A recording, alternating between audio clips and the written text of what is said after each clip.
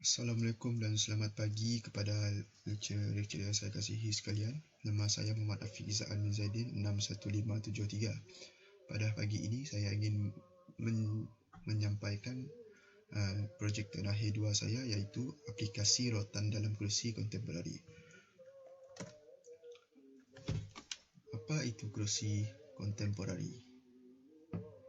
Merujuk majalah buku Build Your Own Contemporary Furniture 2002 mengatakan bahawa kontemporari merupakan ciri-ciri rekaan pada masa kini, tetapi di dalam dunia industri kerja kayu, mereka mengatakan bahawa dalam tempoh 60 ke 70 tahun lalu, rekaan kontemporari tidak sesuai untuk menggambarkan style reka bentuk kontemporari pada era tersebut. Secara umumnya, perkataan kontemporari sudah wujud pada tahun 1950-an lagi sehingga sekarang. Rekaan kontemporari kebiasaan yang mempunyai rupa dan kemas ataupun garis lengkung yang kemas, mempunyai hiasan ukiran yang minimal, mempunyai profil dan karakter mereka yang tersendiri seperti pegangan konsep dalam setiap rekaan. Mengapa menggunakan rotan? Seperti yang kita ketahui, rotan mempunyai tahap flexibility yang tinggi, tahan lasak, tahan air, tahan jemuran dan sebagainya. Hal ini kerana rotan mempunyai nilai estetika yang tinggi serta memberi impak terhadap sentuhan dekorasi Asian culture dan sentuhan klasik. Apabila ia digabungkan dengan sentuhan moden dan mengikut trend reka bentuk sekarang, pastinya akan memberikan impak yang besar dalam nilai estetika yang unik. Jelas sekali bahawa rotan mempunyai hasil hutan, bukan kayu yang kaya dengan fungsi dan kegunaannya kepada manusia. Seperti yang para lecturer lihat di skrin, ini merupakan statistik responden berkenaan dengan kerusi kontemporari.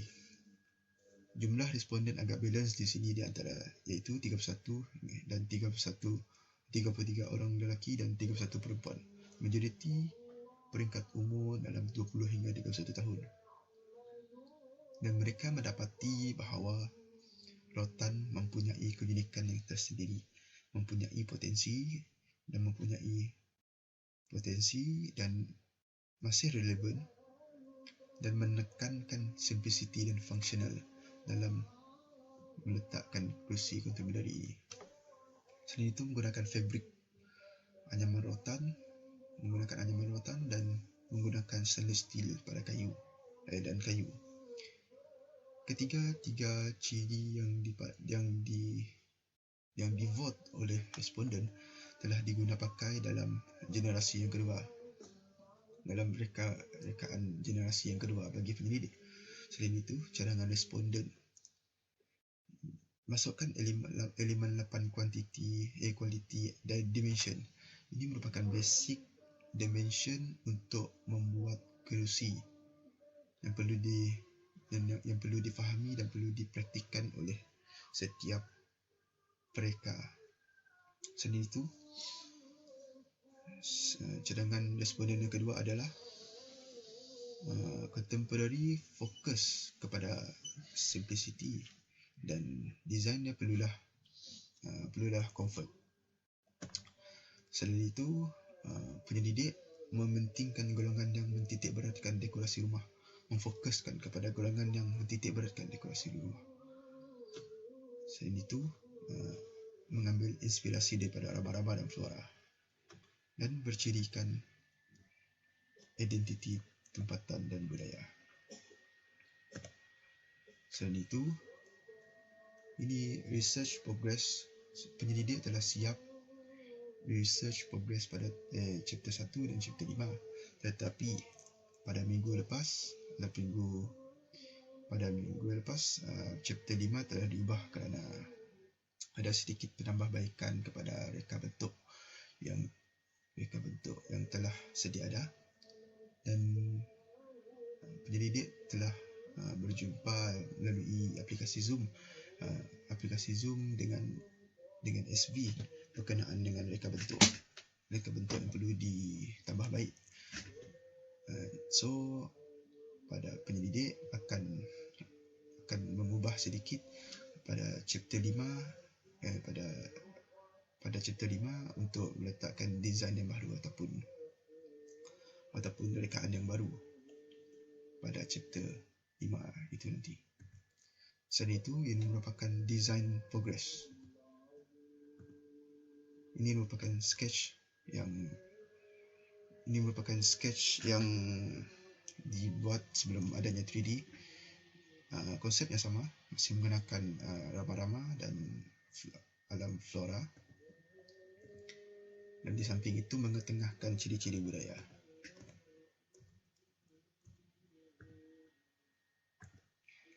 Ini merupakan model pertama bagi penyelidik, model pertama yang direka oleh penyelidik.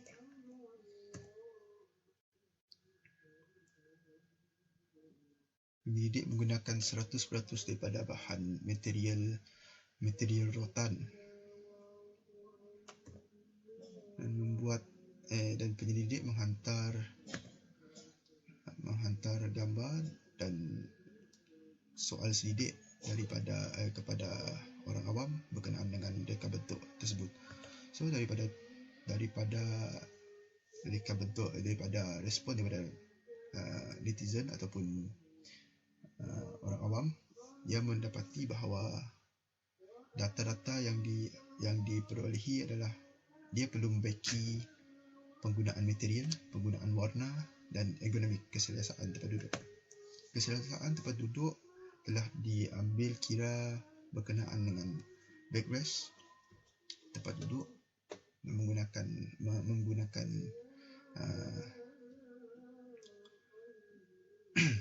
dan selain itu penggunaan warna yang lebih stylish, penggunaan warna yang lebih trendy, dan pembaikan dan penggunaan material yang berbeza daripada sebelumnya yang menggunakan stainless steel.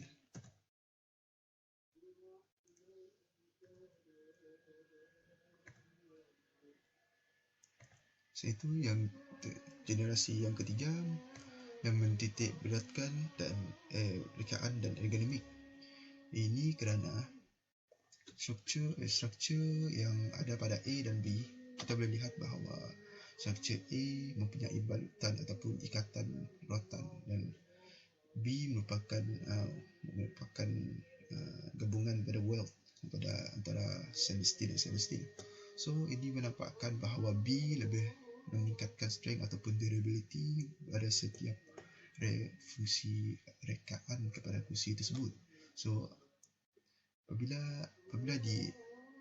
berbanding dengan A, berbanding dengan B menggunakan welding. So struktur yang lebih tahan lama dan kemas. Selain itu, daripada side dia punya struktur lebih lebar dan lebih besar dia punya diameter. So ini menampakkan bahawa meningkatkan dari segi ergonomik pada kerusi tersebut, iaitu ergonomik dari segi kekuatan. Sama juga, ini adalah comparison between dua model yang berbeza, iaitu generasi kedua dan generasi yang ketiga. Ini merupakan progress 3D bagi pembuatan model yang terbaru, iaitu third generation.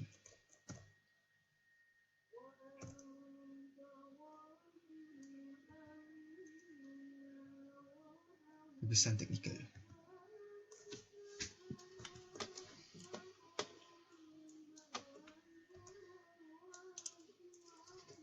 Ini merupakan 3D saya. Semua struktur ini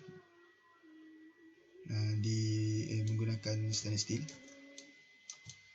Yang ini di welding. Ini pun sama, weld. So ini menggunakan ikatan rotan untuk menampakkan yang lebih segak. Selain itu, yang ini menggunakan anyaman kita boleh lihat daripada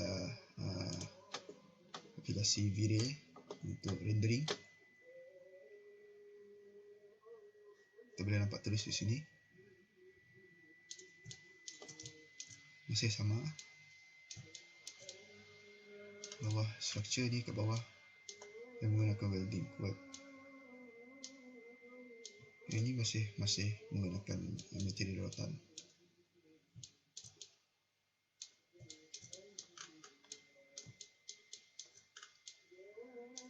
Sama. Design ini dia ada tolak ke belakang sikit. So untuk menahan tempat duduk.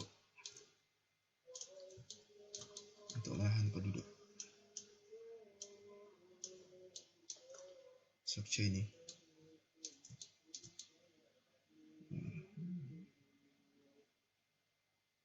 Skala prototype. Skala prototype seperti yang saya mention tadi adalah 1/5. Dan saya terjemahkan daripada digital to drawing supaya lebih mudah untuk saya membuat model. So yang ini adalah bahan-bahan yang saya buat, yang saya pakai, material yang saya pakai untuk membuat prototype skala kecil. Start daripada anyaman, structure backrest, membuat tempat duduk, anyaman, menggunakan dawai yang lebih halus untuk mengikat anyaman, kemasan, welding untuk menyambung dawai. Dan ini final video.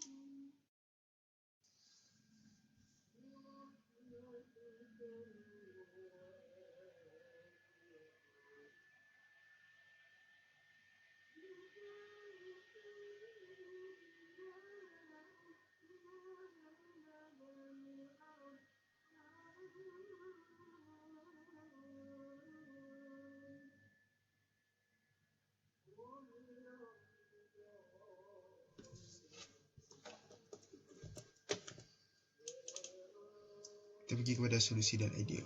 So setelah saya berbincang kepada lecturer ataupun SV saya yang menggunakan skala 1/5 pada penggunaan mini prototype saya, dan yang kedua adalah penggunaan material daripada rotan bertukar kepada dawai. So ada material yang lain digunakan untuk replace pada rotan. Selain itu, penggunaan visualisasi 3D. Jadi menggunakan animasi 3D untuk visualisekan kepada untuk supaya lebih jelas untuk menyampaikan kepada semua, supaya lebih jelas apa yang kita mahu terangkan menggunakan animasi 3D. Sekian, itu sahaja daripada saya. Terima kasih.